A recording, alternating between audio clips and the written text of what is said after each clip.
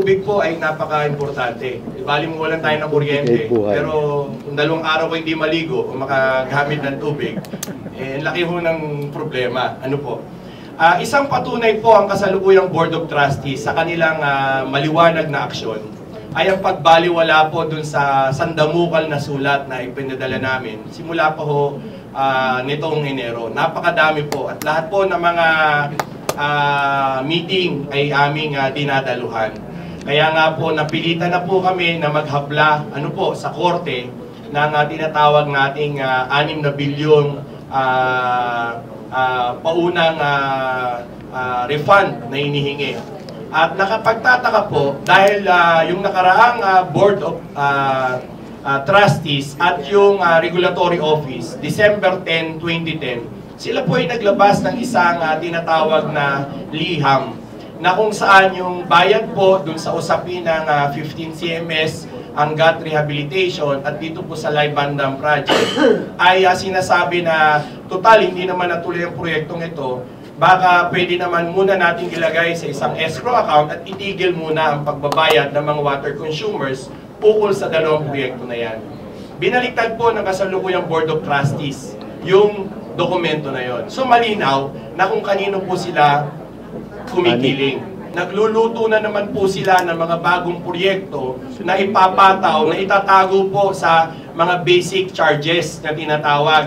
Na kung saan, pag dinignan nyo sa inyong mga resibo, hindi ho yan lulutang. Nakatago yan sa basic charges. Napakaraming mga proyekto po nun. So mag-hide sila ng tinatawag nilang business plan, doon ho pumapasok yung issue ng collusion. Kaya importante po na mabantayan natin itong mga tinatawag nilang mga consultant para sa rate rebasing na dapat ito ay pro-consumer. Dahil sa mahabang panahon na bigo ang privatization, na sinabi po ng privatization since 1997 na magiging affordable daw ang singil sa tubig. Pero kabaliktaran po nangyari. Nag-increase po siya ngayong 2012 mula 1997 ng 1,700%.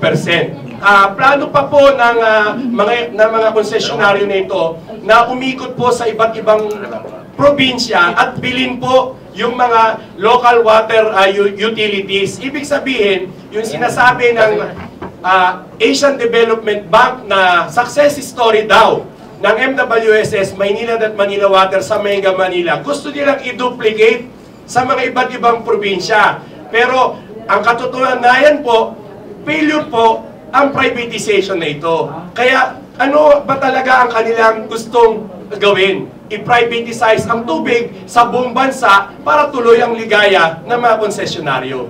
So, kaya importante po na matutukan natin ang Mega Manila dahil dito lamang po ay bilyon-bilyon na po. Salamat po. Magandang umaga po.